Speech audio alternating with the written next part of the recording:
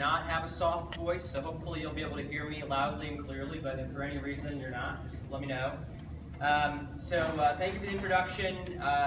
I guess that pretty much tells my personal story. I'm just going to briefly introduce myself, the organization I work with called One Ohio Now that does work on state budget and tax policy. In your folders, there's a report that we put out that I'm going to talk through just a little bit, tell you a little bit about what's happening at the state level around budget policy, and then finish with some things that you can do. So that's what I'm going to try to cover in about 10 or 15 minutes. The big picture, I guess, is that I got into this work because I think, like most of the people around this table, I started out doing very local community-based development work for many years. Are folks familiar with the neighborhood of Over the Rhine in Cincinnati? Yeah. Anybody? It's been going through some major changes, but it's been a neighborhood with many different challenges and issues, while also having some major assets and opportunities for quite some time. And I worked there for about 10 years. I started out there just before the riots happened, or the unrest happened, after Timothy Thomas was killed in 2001. And the time that we're going through right now is very reminiscent to what happened in Over the Rhine over 10 years ago. Began doing some work around affordable housing issues, around police accountability issues, and as the bio referenced, then ended up starting a hip-hop based youth arts center in Cincinnati.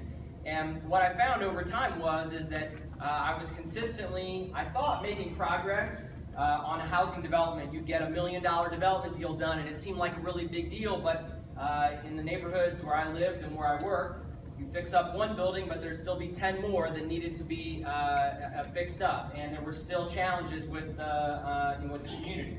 And so pretty quickly what I came to was looking at policy change, the need for broader systemic changes that would actually impact the problems at a real level. I always tell people I was raised by a mom who taught me that when you see a problem, you fix it. You don't try to fix it halfway, you do it all the way. And I think we have some major problems in our communities that we're not addressing all the way. And what ended up happening is I ended up getting involved in tax policy, because basically you follow the money, and the big money's in taxes.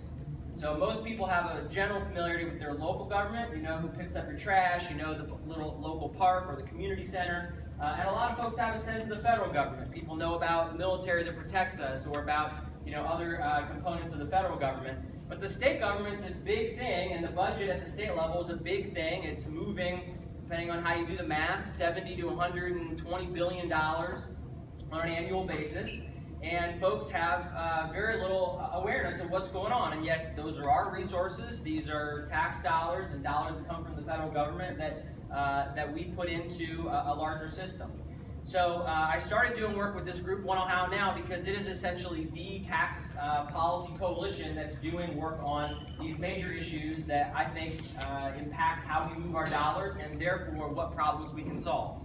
Just as a quick check, what are some of the issues that you all are working on? People just throw out the community-based issues that you're trying to impact, things you're working on right now. Quality education. Quality education? Housing? Drug problems. What's that? Drug problems. Drug problems, okay. Couple more? Leveling the playing field. Human trafficking, okay. The education system, we're trying to level the playing field as far as the resources in the school itself, and Okay. the upgrade of these structures themselves. And I'll make a little joke here. I'm assuming by resources you mean that you need less money, right? Now what we find is probably on education, on housing, on issues around human trafficking, we have real disparities and real needs. I'm assuming, is there anybody here who feels like you need less resources to change the problems that are affecting your community? Okay, good, I'm still at 100%. The reality is that we've got major disparities and major needs, and almost all of them require some investment. There are things that we can find more efficiency in and do more effectively, but when it comes to actually impacting the major problems, the big picture challenges that we have, things around poverty, around education, the big stuff,